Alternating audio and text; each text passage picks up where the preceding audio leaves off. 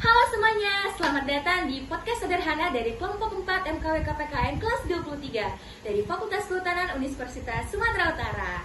Dengan saya, MC-nya Irene Isabella Marhadi Panjaitan, NIM 211201188. Di sini saya ditemani oleh dua orang teman saya, yaitu Nama saya Rangga Irawan dengan NIM 211201198 dan Joshua Alfredo Bancin, NIM 211201183. Nah, anggota kelompok lainnya akan ditulis saja ya. Di sini kami akan membahas tentang toleransi antar umat beragama di Indonesia. Dengan subjudul yang kami ambil adalah mengkaji pengetahuan sekelompok masyarakat tentang toleransi antar umat beragama. Nah, sebelumnya kami telah melakukan survei dengan berbasis Google Form dan kami telah mendapat 54 narasumber dengan status pelajar 13%, mahasiswa 50%, pekerja 25,9%, orang tua yang tidak bekerja 11,1%.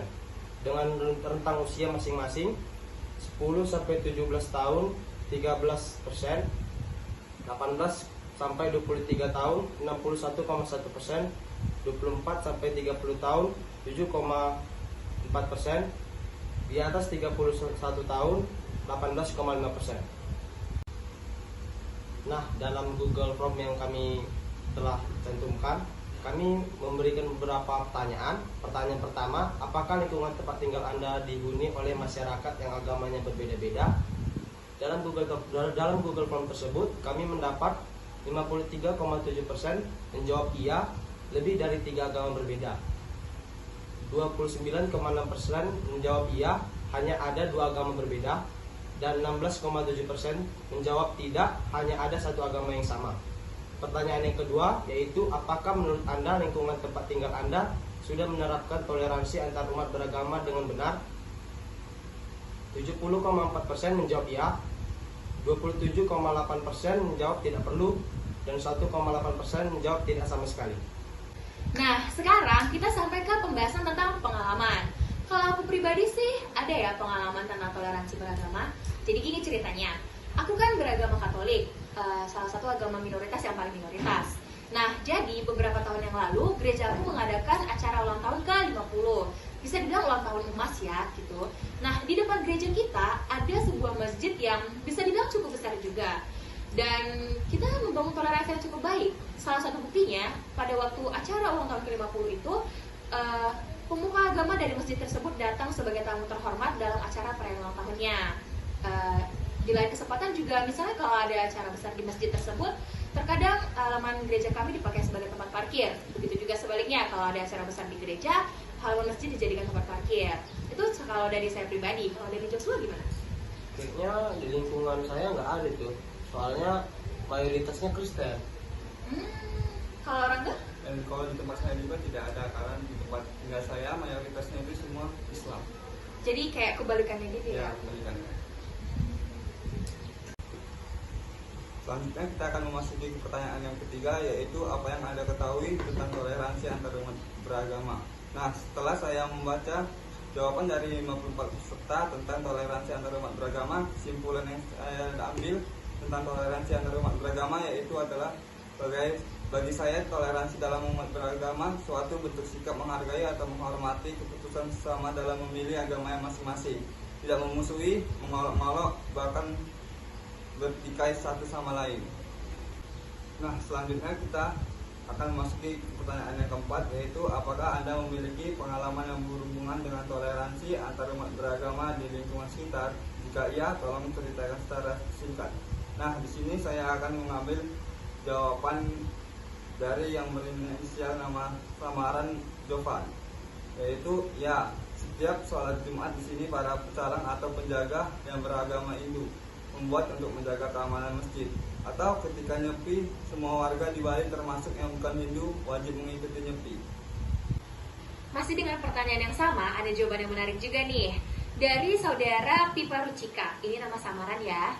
Sebenarnya daripada dibilang pengalaman, lebih cocok dibilang curhat sih. Kata Pipa Rucika kayak gini, sedikit karena mayoritas muslim, sementara orang agama lain yaitu Konghucu rata-rata dianut orang etnis Tionghoa yang tinggal di rumah mereka. Dan saya pribadi jarang melihat atau berjumpa dengan mereka.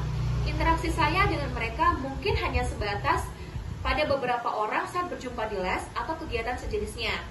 Kebanyakan yang ada hanya terpaan isu atau kebencian dari Muslim terhadap umat beragama Konghucu. Nah, ada juga nih dari teman kita dengan pertanyaan yang sama. Dia mengatakan, pernah sekali ada satu keluarga beragama Muslim pindah ke lingkungan saya, dan kami semua juga menghargai mereka. Misal saat waktunya sholat, kami akan mematikan speaker di rumah kami agar tidak mengganggu ibadah mereka, dan anak-anak akan berhenti bermain di sekeliling rumah mereka agar tidak menimbulkan keributan. Nah, selanjutnya kita akan masuki ke pertanyaan yang ke-9, yaitu apakah menurut Anda masyarakat Indonesia sudah paham dan menerapkan toleransi terutama antar umat beragama dengan baik dan benar? Yaitu jawabannya dari pertanyaan ke-9 ini, hampir seluruh narasumber menjawab belum dengan alasannya masing-masing. Nah, berikut alasannya dari saudari Iren. Sini apa? Kalau menurut saya sendiri sih setuju ya dengan kebanyakan narasumber, yaitu jawabannya belum, karena sudah bukan rahasia umum lagi ya kalau memang toleransi, apalagi kalau cerita tentang antar umat beragama di Indonesia itu masih tergolong cukup minim, kecuali di sosial media ya, karena kebanyakan yang bersuara di sosial media itu sangat-sangat mengerti pemahaman tentang toleransi, tapi dalam praktek nyatanya belum bisa kita bilang lebih dari 70% sih kalau menurut saya. Menurut Joshua sendiri gimana? Menurut saya setuju juga dengan pernyataan Iren dan Rangga. Dengan media-media yang menampilkan ketidaktolerannya itu pun kita dapat menyimpulkan sedikit ya toleran di Indonesia ini, dan seharusnya kita sebagai masyarakat juga mendukung untuk menaikkan toleransi di Indonesia ini.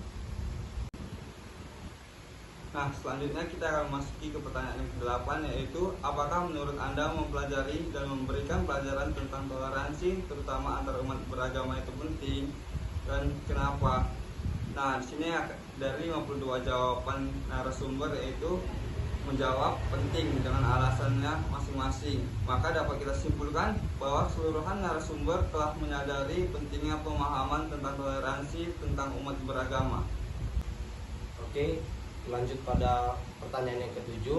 Bagaimana toleransi antar umat beragama dilaksanakan di dalam keluarga Anda, dan apakah menurut Anda hal tersebut sudah dilaksanakan dengan benar?